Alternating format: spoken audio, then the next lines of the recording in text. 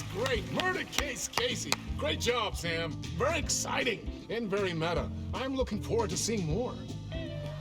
Wait, stop. What was that about a writer? About a lamp?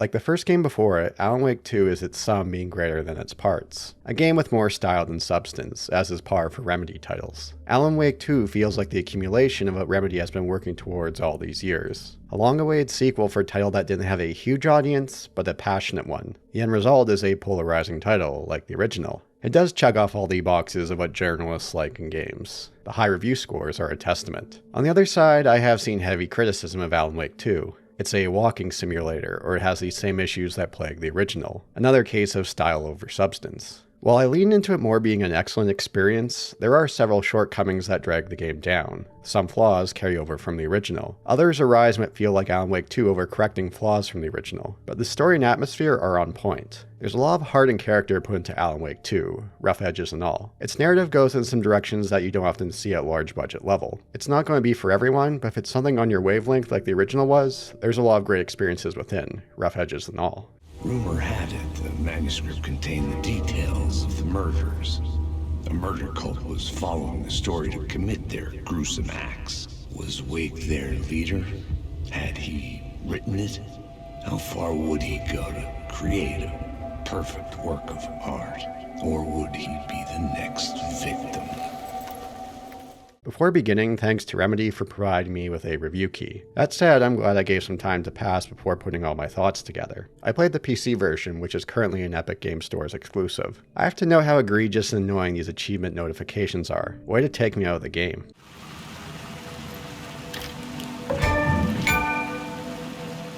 From what I understand, using the task manager is the only way to disable them. Great product you have there, Tim. Performance-wise, I didn't have any notable bugs. My computer isn't the greatest, but patches and driver updates throughout my playthrough help performance, along with turning off ray tracing. We start off Alan Wake 2 with a blurb from Alan that sets the tone for the game. In a horror story, there are only victims and monsters. And the trick is not to end up as either. But trapped by the genre, we are all ripped to pieces along the way.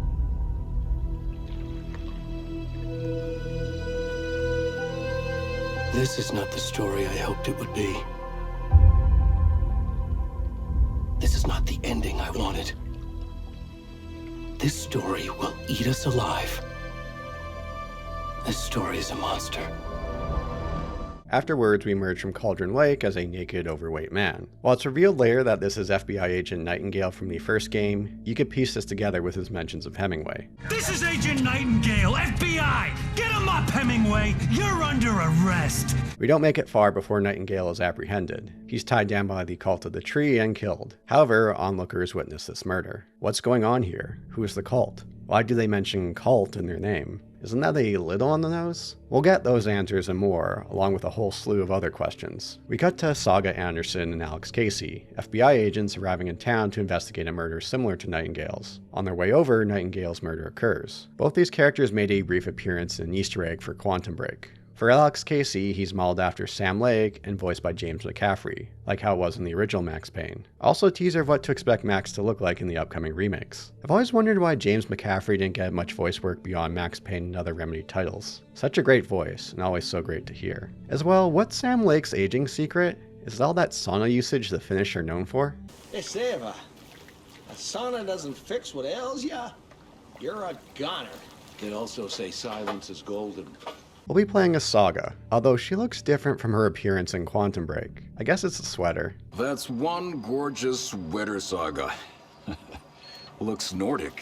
I'm prepared to walk and talk some more. Yes, Alan Wake 2 is far longer than the original. And it's not like the original didn't have walking and talking stretches, but at least they got to the gameplay first to get things going. Here, it's a bit of a stretch before we fire a gun. I thought this was an Epic Game Store timed exclusive, not a Sony one. At least you don't always have to walk. You can run elsewhere and do what you want. Nice feature is Alex's voice changing to a radio if you get far enough away. Think we'll actually find Nightingale at the lake? The pages haven't been wrong yet. We can't assume the person writing these pages isn't playing us. We investigate Nightingale's corpse and are introduced to Saga's Mind Palace, a prominent element of Alan Wake 2. We'll get to that in a bit. Alex and Saga are mentioned in the manuscript page they find nearby. And then there was the page they found. The first step down into terrifying depths. Reading The the words. These words felt like a message. Felt like a message. Someone knew they were here, someone playing a game with them. An invitation. How could they not accept, Even if they knew it would end up hurting them. We head back to town to do further investigation Nightingale's corpse at the morgue. We meet the town's sheriff, Tim Breaker. He mentions he's found more of these manuscript pages, but disappears into thin air. Nightingale arises, and after a brief combat encounter, escapes. Now the game begins proper. In a sense, now some form of gameplay has entered the scene, beyond walking and talking. After that, we return to Cauldron Lake to deal with Nightingale. It's here that Alan emerges from the dark place, 13 years later. Are you okay? No! It's my fault! He got out with my face! Scratch! Sir, calm down.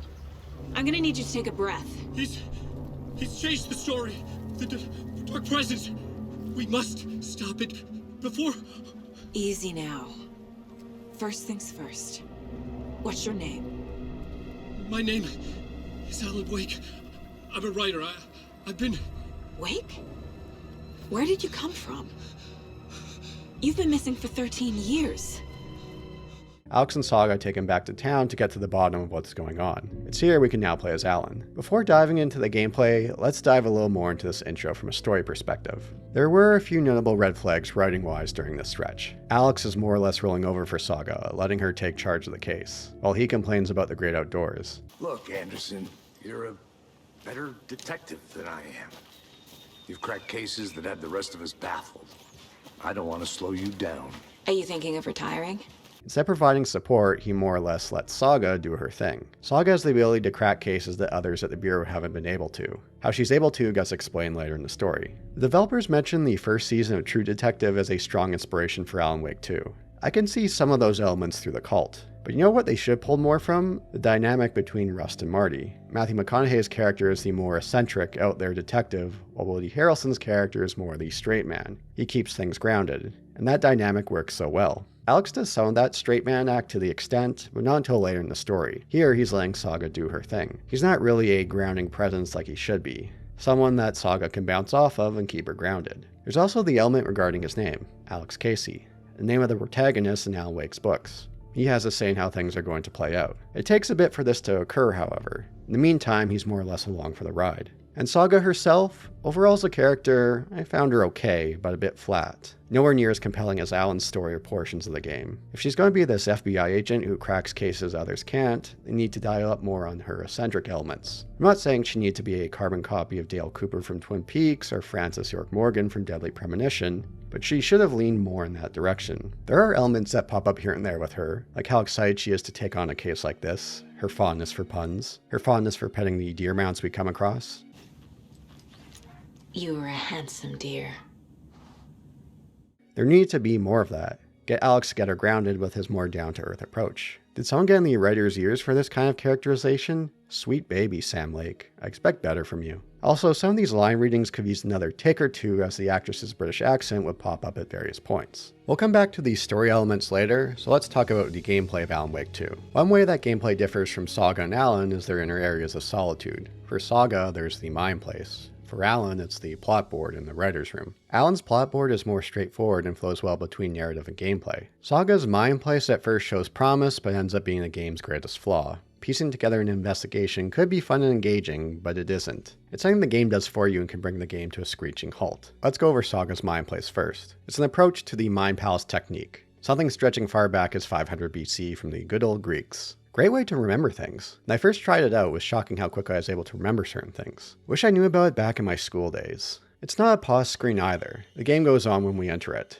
What does Saga look like to everyone else? Is she staring into the abyss? Does she look like Sherlock moving her hands around? When we have our first investigation of Nightingale's body, I thought the game was easing us into the Mind Place. Gather all the pieces together, sort through them, and try to put them in the right place. Get things right and the game rewards you. Get things wrong and the game penalizes you. I was thinking it was going to scratch a niche that I haven't seen in a large budget title since LA Noire. Games with investigative elements tend to only appear in the indie or lower budget realm of games. While LA Noire's investigation system had major flaws, there was a lot of charm to it. So does Alan Wake 2 do anything interesting or challenging with the Mind Place? Not at all. What you see is what you get from the very beginning. You find clues to put on the case board, and you move it under the correct topic. Get it wrong? No penalty. You try it again and place it in the right spot. As the game progresses, it's a nice way to look back and see how things are. This is what I do like about the Mind Place. I love to take notes for games, but the Mind Place did a great job of laying everything out. But that's all it ends up being, and then it becomes a hassle. There are bits where the game locks your progress until you complete a trail of clues for a topic, even if you acquired that information mere seconds ago.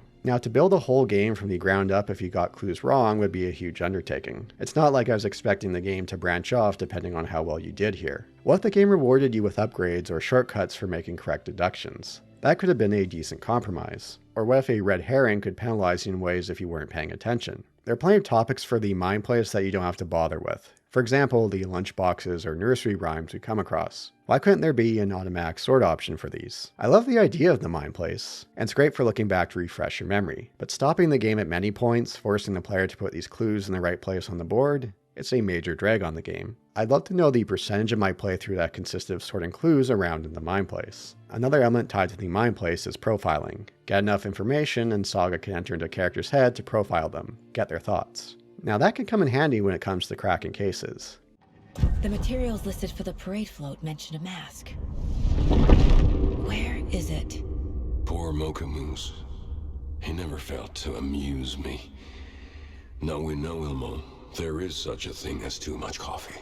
Being able to profile someone could have been a nice reward if you were able to place clues in the right place and make correct deductions. For example, there's one stretch where Saga needs to unlock a safe. She has to go through several steps to get the combination. Well, if you did a good enough job with clues prior, you could profile someone to get the answer right away. Otherwise, if you got it wrong, you'd have to go through a few more steps to get the answer. What you end up with the Mind Place is a feature that's a total clash between gameplay and narrative. At least the same can't be said for Alan. In his Fortress of Solitude, Alan has the writer's room and a plot board. It integrates far better with the game compared to the Mind Place. When progressing through the Dark Place version of New York City, which I guess is New York City, key locations will be scenes. Progressing along the critical path will allow access to plot elements. With those in hand, we could change the scenes we're in. Be in the scene, go to the writer's room, and select a plot element. With that, our surroundings change.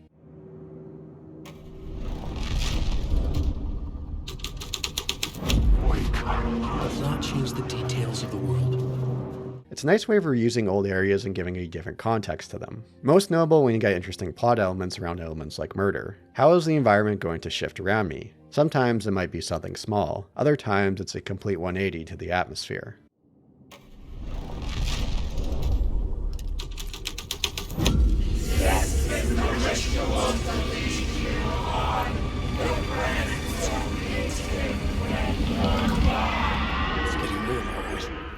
It's a quick process and never feel like it gets in the game's way, unlike the Mind Place. There is a lot of intrigue in returning to scenes with more plot elements. How is this scene going to change as a result? It's a great way for the game to build up suspense. Make your choice, Alan clicks away at the typewriter, and voila, the scene changes right before our eyes. It's simple, minimal, and a nice blend of the narrative and gameplay. It's one of the many reasons I preferred Alan's sections over Saga's. What Saga and Alan do in their travels and where they are will differ. Most of our time as Saga will be in the woods around Bright Falls. Along with Bright Falls, there is Cauldron Lake and Watery, a nearby town. Most of Alan's time is within the dark place of the streets of New York City. Once we reach a certain point in the story, we could switch back and forth between Alan and Saga at various locations. We're not railroaded in how the game plays out. If you want to play Alan for several chapters before going back to Saga, you can, or the other way around. It wasn't until later in the story that the game made me switch to Saga and progress further before continuing Alan's chapters. It's an interesting choice to allow these switch as opposed to dictating the order. There are pros and cons to both approaches.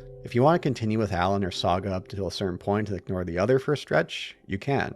There were several cases during Alan's stretches where a chapter would end and I had to know what was going to happen next. Saga's story can wait. That said, with this approach, some elements of the story have to take this into account. It does give more control to the player as opposed to the storytellers. For such a narrative-heavy game, I am surprised they gave the player this choice. All in all, I do think it's the better approach. Then you have the other side of the equation to consider. Does the dual protagonist setup work for Alan Wake 2? Sort of. I see the reasoning for it. With Alan spending most of his time in the dark place, playing as someone else allows us to explore the areas of Bright Falls. It's an important part of this story to explore both sides. As well, Alan Wake 2 is a sequel to a game that released 13 years ago. Having characters like Saga and Alex help get the players up to speed in this world, whether as a refresher or introducing the player to this world. Thing is, that other character needs to carry their weight. They need to be likable and interesting characters, and Saga didn't quite cut it for me. There are interesting elements of her backstory and mysteries to uncover, like when we run into Rose, a returning character from the original, talking to Saga about her drowned daughter.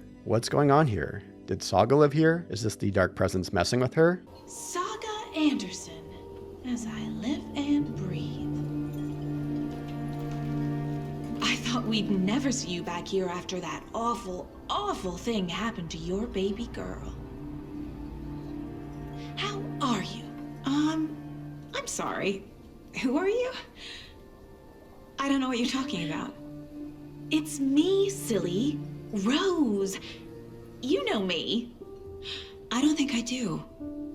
And what horrible thing happened to my baby girl? She drowned. Your daughter. That's so weird you don't remember. How do you know I have a daughter? Oh, I know what this is. You're blocking out your traumatic memories. Happens on TV all the time. No. You're mistaking me for someone else. If you say so. Interesting elements, but she isn't as captivating since this is Alan's story. What if we played Alex Casey instead? To be someone sharing the same name as the character from Alan's books? One that mirrors his life in strange ways? That could have been a much more interesting direction. There's another path they could have gone down, although I'll return to that later when going through the story. In our travels, we could come across cult stashes full of goodies. Sometimes it's a simple recital of a code. Other times we have to find a nearby key. Most have lock combinations to discover in the surrounding environment. A number make use of the classic yellow paint trick. This year has been an amusing one for the use of yellow paint. Most notable is how egregious Resident Evil 4 remake was with guiding the player, and it's something the original did. Thing is, you don't see this paint until you have the flashlight over it, so it's nothing too egregious here. These are nice little palette cleansers to get you to look around and figure these things out for a nice reward. Now the game does suffer a bit from visual clarity, but that's typical for most modern large budget titles. Within the woods and darker conditions, it can be easy to lose track of where you are or what you're looking for. That said, there are indicators hanging from trees to point out that cult stashes are nearby. Same things go for Alex Casey lunchboxes. Colored patterns surround the area where one is nearby, and Saga will mention something if we stumble over them. These provide upgrade points for our weapons, plus some fun little world building of who's placing them there. Another optional aspect of Saga sections are the nursery rhymes, some very shenanigans done by the FBC. Place doll figures in the correct position according to the site's rhyme. There is plenty of misdirection within these writings. Nothing that's an outright stumper, but enough to get you to pause and even some trial and error. Something nearby will change and we get a charm for a bracelet for various stat boosts. Another thing we could find are manuscript pages. Like the original, they serve as foreshadowing of future events or fleshing out the world. Sometimes Alan will read them out, but sometimes not. This leads to one of my major issues with Saga sections. Something that differs from Alan's. She suffers from the modern game plague of talking to herself too much. What's puzzling is that Alan does nowhere near the same amount. Now, to be fair, the way Alan will talk to himself to guide the player amounts to him reading from a page. He did the same thing in the original. It's a nice way of guiding the player and working with the narrative. Instead, Saga blurts stuff out like a typical modern game protagonist. There was a bit early on with trying to find a combination lock where she blurted out the answer. At that moment, I thought we were going to get into God of War territory of characters telling us what to do for everything. These numbers match the ones on the lotto ticket. I breathed a sigh of relief as this was more or less the only major case of Saga doing this for puzzles. But there were so many moments where I was telling her to pipe down. It's puzzling at times considering how Alan's sections are. It's like they had someone else telling the writers what to do with Saga sections. Again, sweet baby Mr. Lake, I expect better from you. They poked fun of chatty protagonists in the original over a decade ago, something that's only become worse since then, and something Alan Wake 2 suffers from. My nightmare is the writers who want to make everything from the characters to the toasters talk all the time and express their feelings so they won't shut up, and the writers won't shut up either because they have feelings too, and I have to listen to them because they're not scared of me, and everyone should just shut up. If they wanted to do something that was a better blend, they could have had Alan chime in at various points, reading the words from a page. Give the player a sense of where to go next, but does so in a way that feels more natural. Alan's sections have notable distinctions compared to Saga's. One, of course, is this block area of New York City within the Dark Place. Instead of finding lunchboxes for upgrades, Alan has words of power. Find these spread throughout, use the guiding light arrows. I wouldn't have minded if there were fewer of them and spread out more, make them harder to find. Upgrade trees are reasonable. Nothing outstanding, but nothing like get a 2% increase to poison resistance during a full moon like you see in many modern game upgrade systems. The other major differences with Allen sections is the use of the angel lamp. At certain points, you could add or remove light to change the environment around us. In a way, it's like the writer's room with the plot board and how it changes the environment.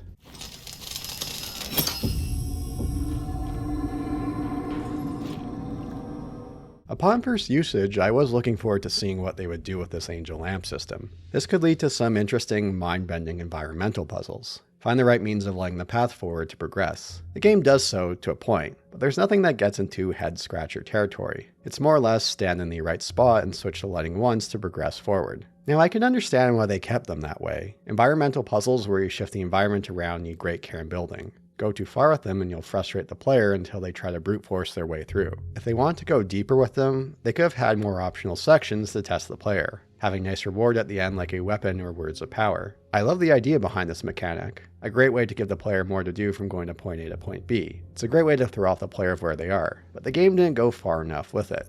While the original was more action-heavy, Alan Wake 2 strips gunplay down for more of a survival horror approach, one with mixed results. In some cases, it's a bit of an over-course correction of the flaws from the original. Many will agree that the combat in the original wore out its welcome as the game went on. There were too many encounters. Several chapters, especially the middle sections, would drag on as I was ready to move on to the next. Alan Wake 2 has far less combat. If anything, they overcorrected with its reduction. A case of Goldilocks and the Three Bears. The first had too much, here there was too little. If you're moving from point A to point B without stopping for optional content, you could go long stretches of walking with nothing else happening. To be fair, the environments and atmosphere are very strong in Alan Wake 2. It was nice to soak in. And while a much longer game than the original, I didn't to the same extent feel I was ready to move on to the next chapter. I don't think having more combat would have brought the game down like it did in the original. Although with fewer encounters when we do have them, they are more notable. There's more weight to our shots and actions. Best comparison is to the Resident Evil remake titles and how they handle, especially to Resident Evil 3 due to the dodging mechanic. The main principles of combat are the same. Use the flashlight or various light weapons to remove the darkness shield and fill them with lead. With dodging, I love with perfect timing, enemies stumble and fall flat on their faces. Always gave me a little chuckle when it happened. The perfect timing dodge window is a lot smaller than the original, so it was a rare occurrence. The first boss fight against Nightingale is a bit of a wake-up call for the game testing you. At this point, there's been very little combat. It's too bad I didn't find many other encounters up to the same challenge and what it throws at you later on. One notable absence is removing environmental objects like propane tanks, although you can pick some up to chuck down at any point. People had left. One element they could have made more use of was the safe havens of light sources. Throughout the woods or the streets of New York City, bright lights can keep us safe from enemies. You could use them to catch your breath, but make an offensive maneuver and they'll go out for a time. It could have been cool having a fight involving waves of enemies where you have to decide when the right time was to make use of the light to catch your breath. One removal that I found disappointing is how the first game's DLC made some tweaks to the combat that gave it fresh legs. Point your flashlight at words in the environment to set off explosions or get more supplies.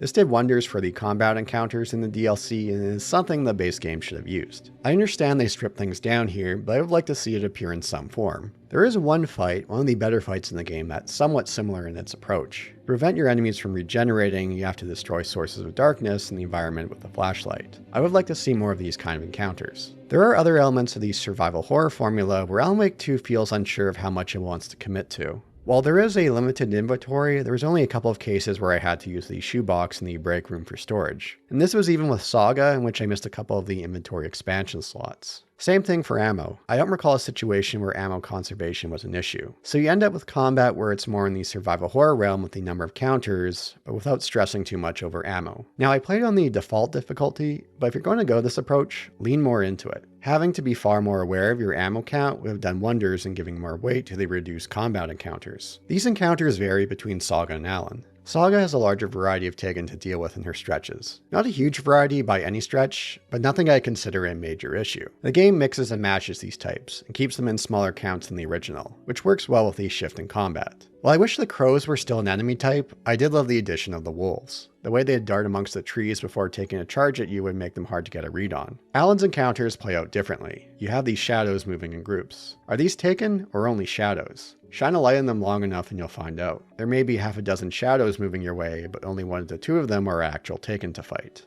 Alan Wake.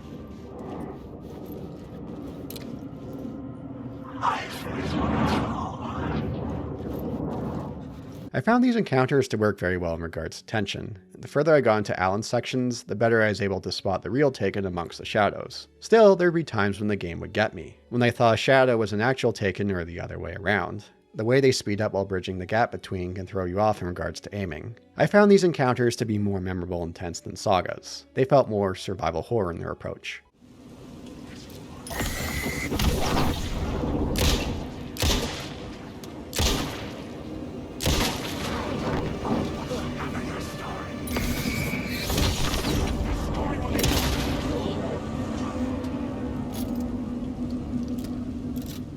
On the note of horror, Alan Wake 2 can be a bit mixed on its approach. It does a wonderful job of building dread through its atmosphere. Remedy has always been great with atmosphere, and it's no different here. Thing is, there's one jump scare trick that they go to the well of far too often, that being those brief flashes of a face on screen. At first it would throw me for a loop, but then it would become annoying. There were several cases later on where I was like, I bet they're going to toss a face in here, and they would. At first it giveth to the atmosphere, but after constant usage it would taketh away. If they chopped them down to somewhere around a handful of moments, they could have been that much more powerful. All in moderation. Instead overplays its hand and takes away from the overall experience. On a similar note, Alan's death scenes are quite gruesome with the imagery.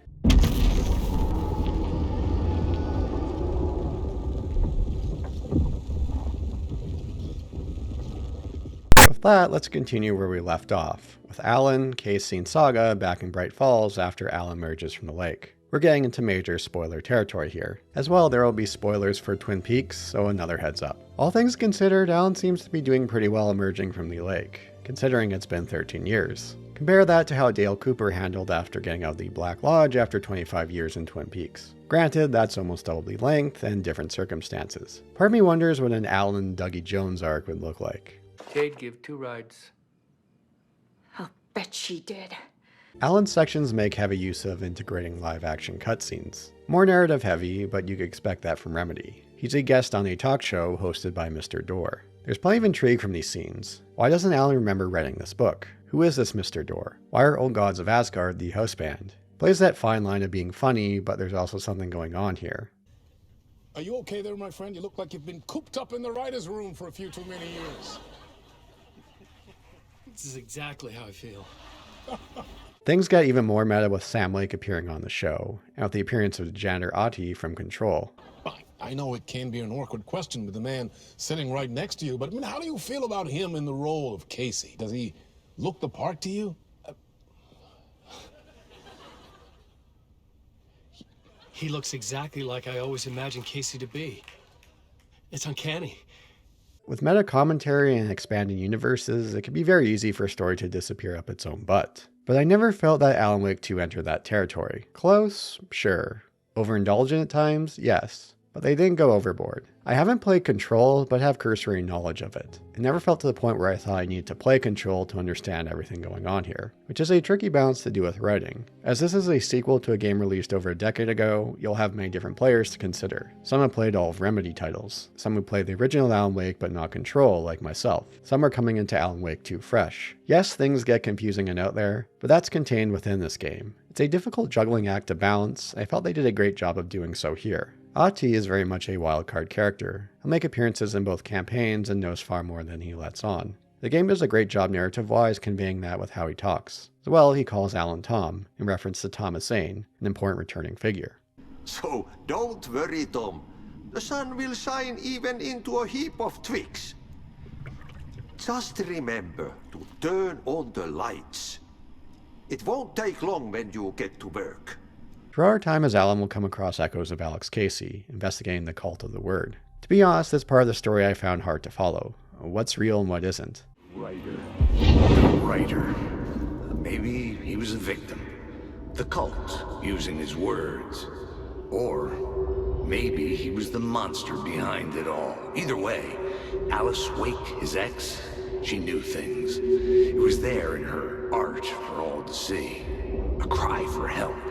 The darkness she'd witnessed. And that put her in danger. Another wildcard character in Alan's chapters is Tim Breaker. The sheriff of Bright Falls who vanished into thin air ended up here. I love these little chats we have with him throughout Alan's campaign. Here's Alan talking to someone from Bright Falls. Someone he didn't know at the time, but knows many people who did.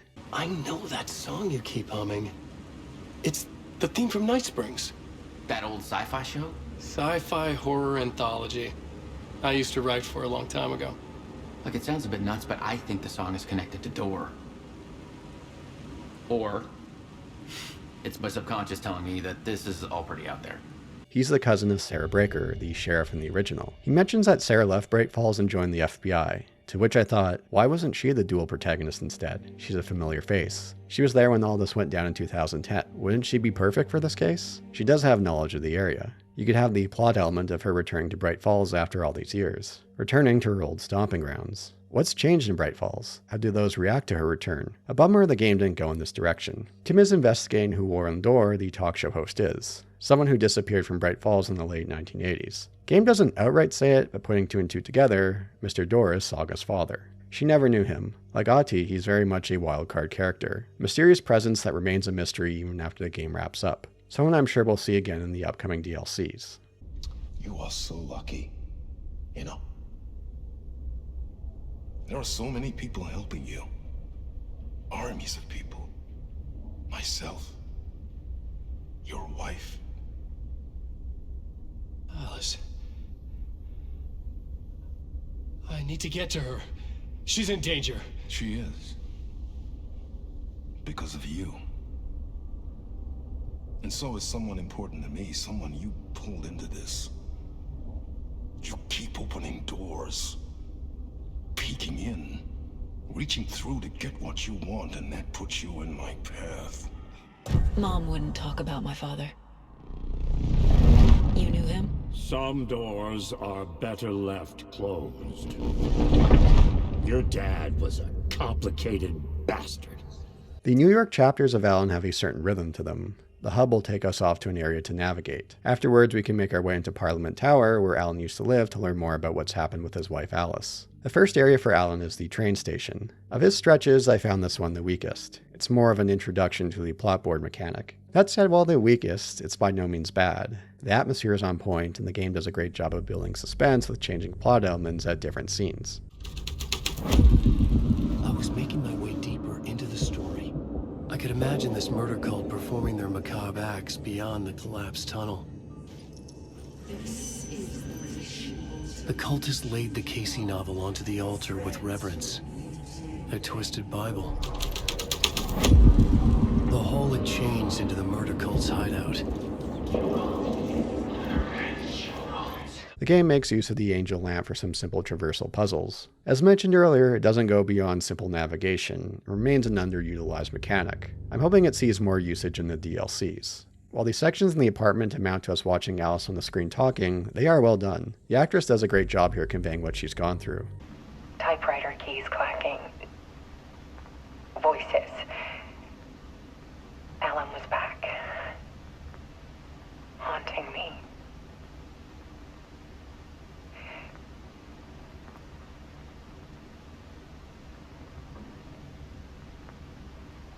Then it got violent. She's a different actress than Alice from the original. The original voice actress unfortunately passed away from brain cancer a few years back. Throughout the game, one question I had in mind was, Barry? Where's Barry? Going into Alan Wake 2, I had concerns that Barry wasn't going to appear, and he doesn't make a physical appearance. There are some emails between him and Alice, and he's mentioned in manuscripts, but that's it. His omission is a bummer on the narrative front. He's one of the reasons why the narrative worked so well in the first game. His comic relief and how he bounced off Alan. I'm Alan Wake. I'm always right about everything. And if I don't get my way, I'm sold all day long. I'm always intense and moody. It makes me very attractive and mysterious. Right now, I'm just standing here because I need my best friend Barry to carry me. But that's okay. I can just take him for granted.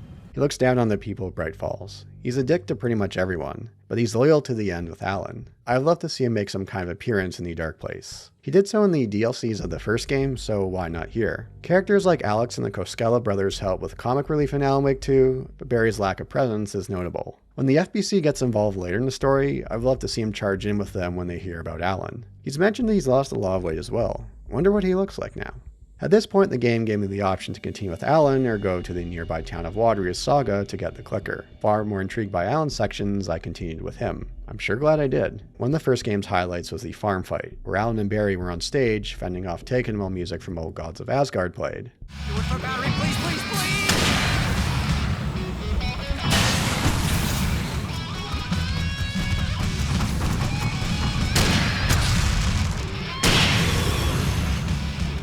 How are they going to top that? Well, returning to the talk show of Mr. Door, we have Alan Wake, the musical. Did the writers put something in their coffee that day? Too many late nights cooped up in the writer's room? Did the teams go out for drinks one night? Someone said, hey, we should do a musical bit as a joke, and someone acted on it? Whatever the reasoning, I'm glad to see it come to fruition. From what I've gathered, you grew up nice and sheltered with mama's pretty stories and your own made-up fury. And mama gave me a magic clicker. Well, yes, I think it's true and fair to say. The game goes all out with it. You have Old Gods of Asgard providing the music, you have cheesy lyrics going through the life of Alan, cheap costumes with Shadow and Taken, and silly dancing. I had a big stupid grin across my face the entire time. It's also where the game reintroduces the flare gun. That said, they could have added a bit more combat to this section. Then again, you could say that about the rest of the game.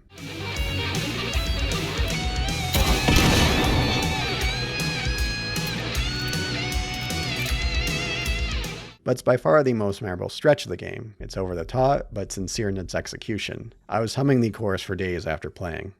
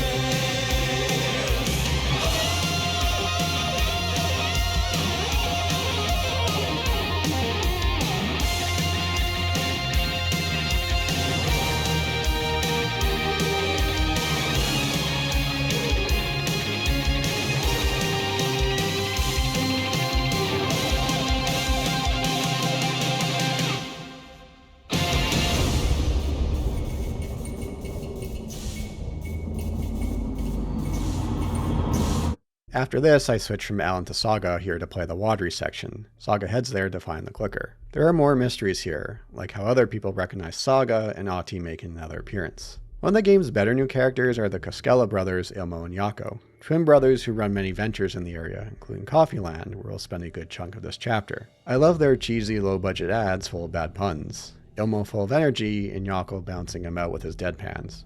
Wow, this is the best party ever. Thanks, Alma beer. Alma beer is a traditional Finnish lager, and we drink it the Finnish way. At the bar while actively avoiding small talk with strangers. Getting blackout drunk on a boat during midsummer and trying not to drown. In the sauna, using your beer can to hide your pippeli from wandering eyes. Partaking in the Finnish tradition of kalsarikännit, drinking at home alone in your underwear with no intentions of going out. It's not sad if it's intentional. Remedy has always been great with funny TV elements. Think all the way back to Max Payne with My Lady and My Lord, or the Night Springs episodes in the first Alan Wake, a notable omission here. This continues here through the Koskela brothers. The Coffee World section has some great atmosphere, an empty amusement park full of bad puns, although it ends up being a case of running back and forth collecting items with a little combat in between. Again, the game shouldn't have been afraid to amp up on combat encounters. Going to the trailer park, where she has a trailer she's not aware of, she runs into Thor and Odin. Odin is her great uncle, and Thor is her grandfather. Her mother left with her when she was very young and kept quiet about them. It's in the rain. Must not drink the water. Or take a bath. Ever again. moonshine. Only drink the moonshine, brother!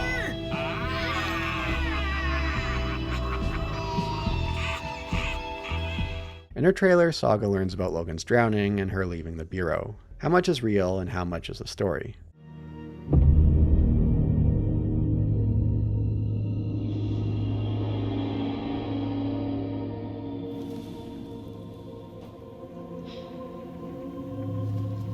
No.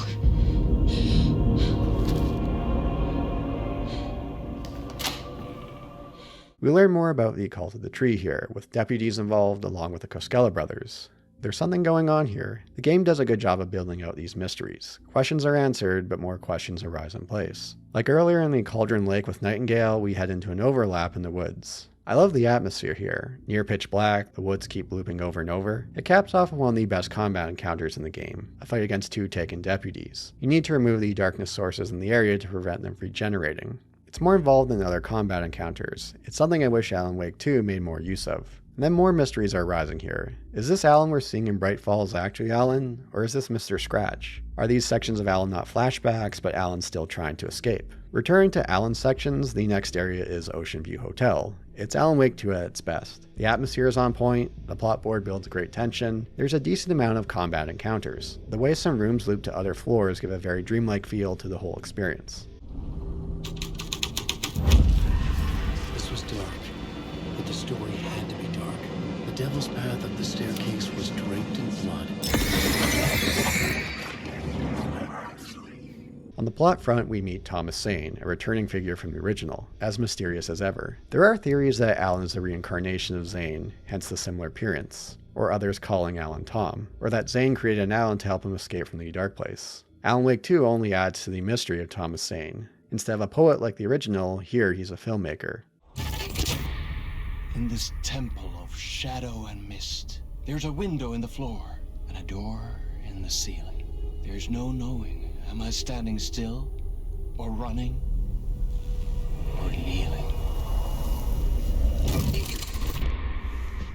We learn more about the Cult of the Word, of a play that took place in this hotel, one with Mr. Scratch as the devil, Alan's doppelganger. There's some great tension built through plot elements. What's going to turn up next? Some of these shifts to the environment are horrifying. And then the game gets in its own way. The build up to room 666 is fantastic. Then the game makes use of the jump scare overlay, which for a moment like this is a great choice. The problem is it's already overused by this point and lost its luster. That chapter done, I switch back to Saga.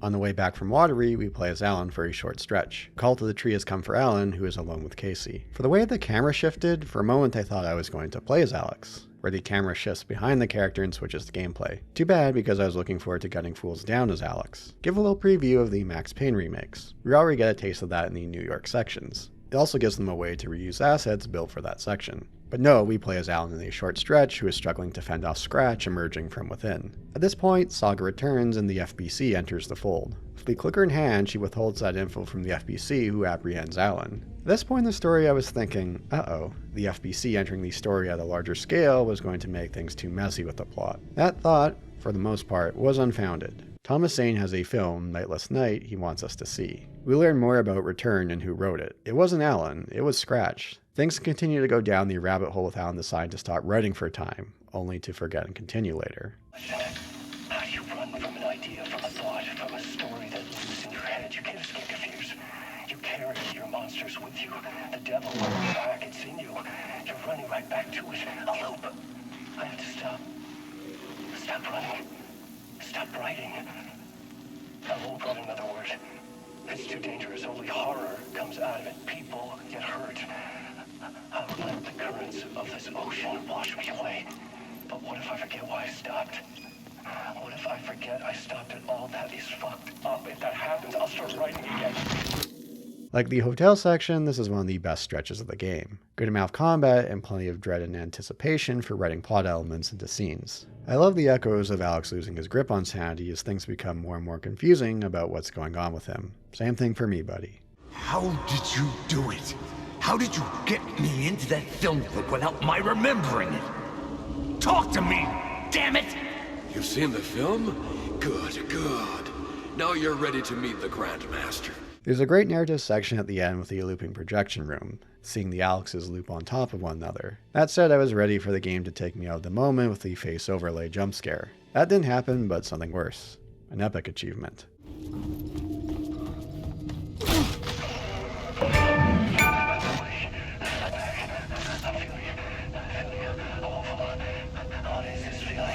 Thomas Zane's film, Nightless Night, is one of the most fascinating elements of the narrative. A live-action short film, over 10 minutes, all in Finnish. You have Ahti, Alex Casey, Barbara Yeager, Zane. The captions say it's Alan who emerges. There's a lot of overlap here amongst stories, and rewatching this, I'm still trying to figure out how it all fits together. It ends on the line that evokes the end line of the original. En kierrä kehää. Tämä on spiraali.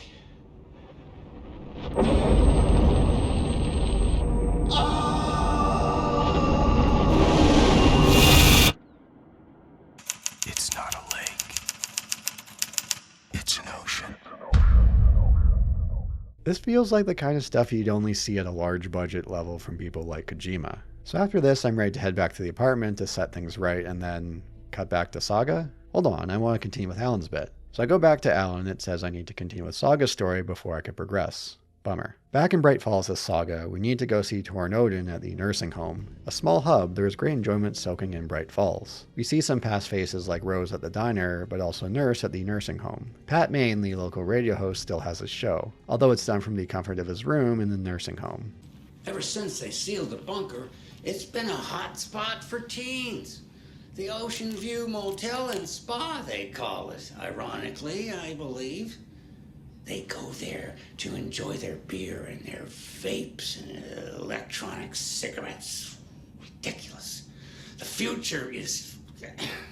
Nice callback of the original in the diner about the broken jukebox and No More Coconut song. The whole coming back to a small town after years is something that the game could have done more with. 13 years passing is a decent amount of time. This is where having Sarah Breaker in place of Saga would have worked well. That was one of the more interesting elements of the third season of Twin Peaks, 25 years later returning to these characters. Well, some of them. That season was depressing because of how many people passed away in that time or filmed their scenes and have passed away since. Like the actress of the Log Lady dying days after filming her scenes. Rose keeps her Alan Wake shrine intact here at the nursing home. Ahti is here as well, cheerful and cryptic as ever. It's here through Tor and Odin that we learn about Saga's ability to profile, and how it comes from the family. I've never connected to someone like this in my mind place before. How is this happening? I was glad to answer your call. Vikings are born travelers. You are a seer. You can see the truth. But your grandpa will want to tell you more himself. Wouldn't want to steal his thunder. One of the residents of the nursing home is Cynthia Weaver, the lamp lady from the original. Age has caught up to her. She can't replace the lights like she could in her younger years and falls under the dark presence. She does have one of the best jump scares in the game, which again would have been so much more effective if the game didn't return to that well so often with them. This will put a smile back on your face, my dear. Sorry?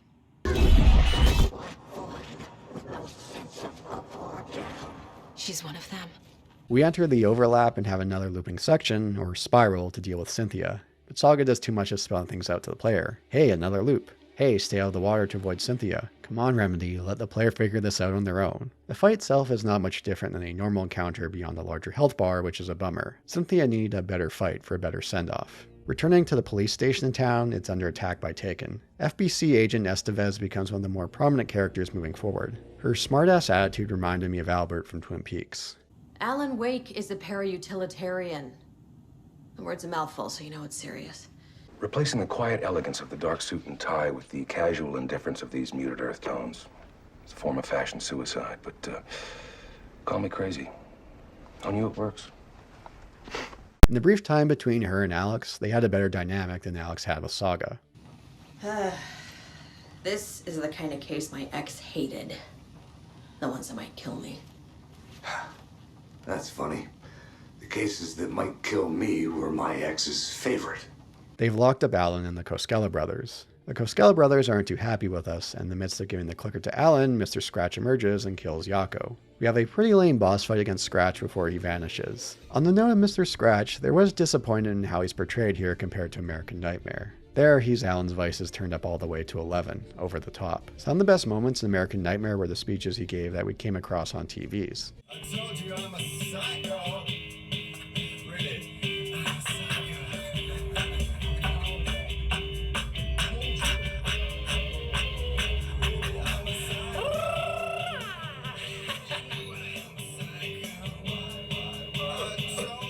Need to get your hands dirty? No batteries, no moving parts, just physics. That's technology you can depend on. It's a classic. In Alan Wake 2, he's more or less a force of darkness, which does fit the darker tone, but man, did I prefer how he was in American Nightmare. There is a brief glimpse of that old Mr. Scratch with one of the earlier cutscenes with Sane.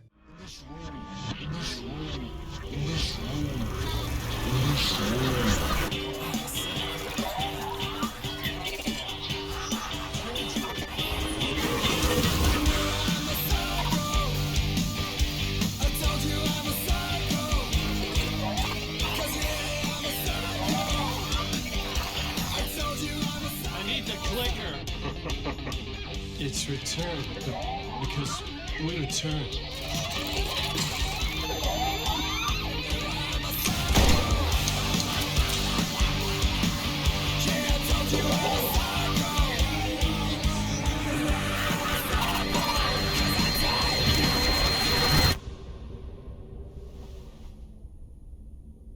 And that is how the magic happened.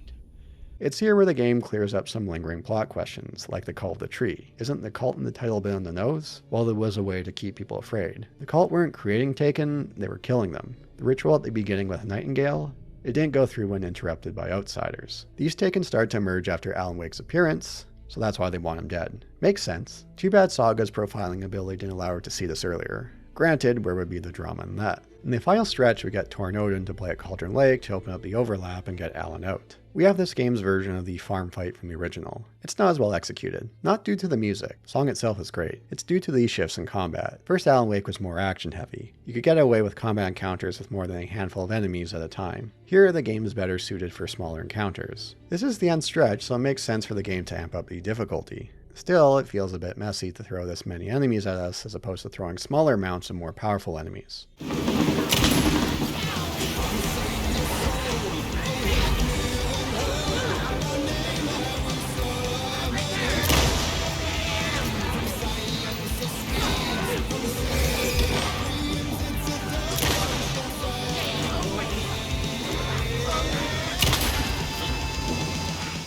After this fight, I can now continue Alan's section, learning the fate of what happened to Alice. It's an understated, heartbreaking moment. I can't keep going like I have been. It's time for a perspective shift. To go from photographer to subject. From artist to art.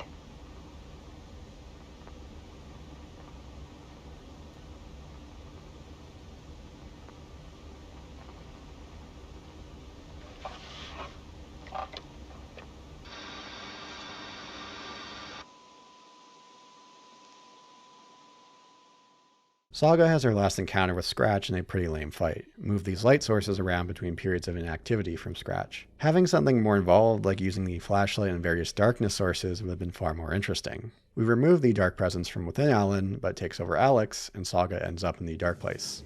In a nice nod to the original, the stretch of Alan and Cauldron Lake plays combat music from the original.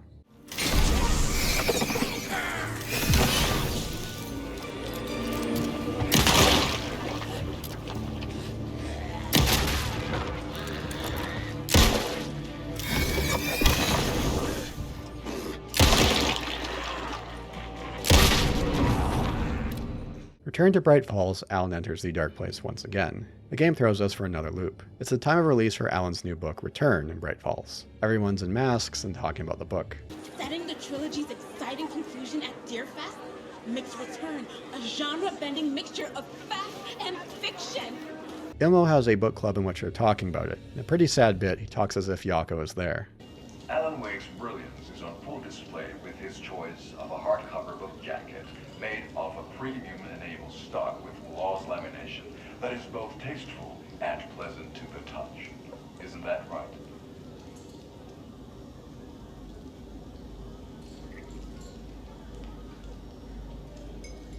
Alan needs to return to the writer's room to finish his edits. He heads to the nursing home, and we have a funny bit with Rose. Her presence in Alan Wake 2 is a nice logical continuation of her obsession with all things Alan.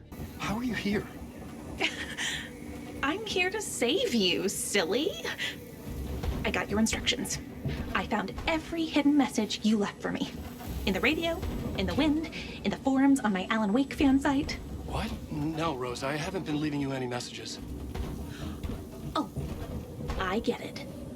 Yes, Alan, only a crazy person would think you've been leaving them secret messages. Wink.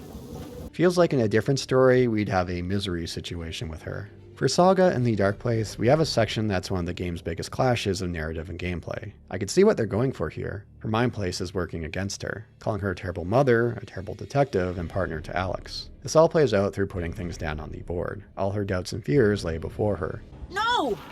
I'm done with this. It just keeps coming back. Then she begins to turn things around and see the good she has done. Of course, with the mind plays being a repetitive mechanic, this scene drags on and on. You have to place a lot of things on the board to continue. It could have worked if the gameplay side of the mind place was engaging. Alas, it ends up being a slog to get through this section. Leaving her mind place, Saga ends up in the streets of New York City where Alan was. She gets a phone call from a woman who does sound like Alice. We also can have a brief chat with Tim Breaker, still stuck here. Then we have the ending itself. There's no major boss fight beforehand. That fight with Scratch some time back serves as that final encounter for a boss. Saga ends up in the writer's room with Alan and Alex Casey. The Dark Presence returns to Alan, and Saga shoots him with a bullet that Alice placed for her. She calls Logan, and before we find out if she picks up, credits roll. But there's more to it. We get another video from Alice. She isn't dead. She returned to the Dark Place. Alan wakes up and gives the line we heard earlier in Nightless Night, evoking the ending line of the original. It's not a loop. It's a spiral.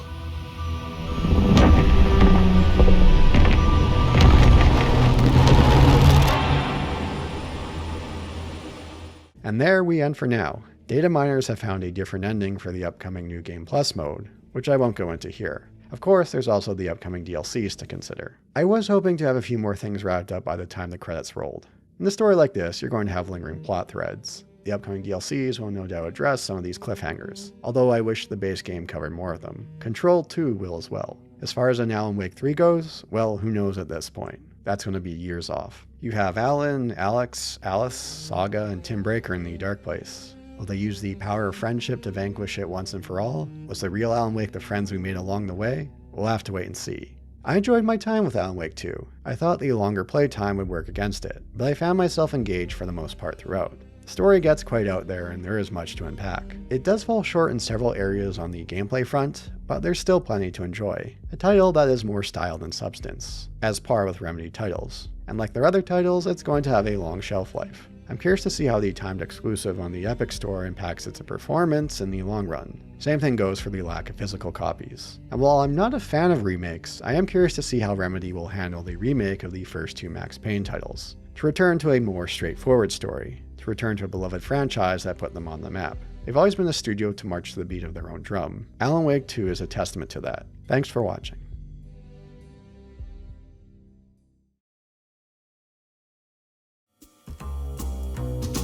Such a dark place, am I trapped in here? Is this real? I cannot remember. There was a manuscript, it held a key. A vicious cycle I must not surrender to. Echo scenes to seek out again and again until I figure it out to bring this song to its end.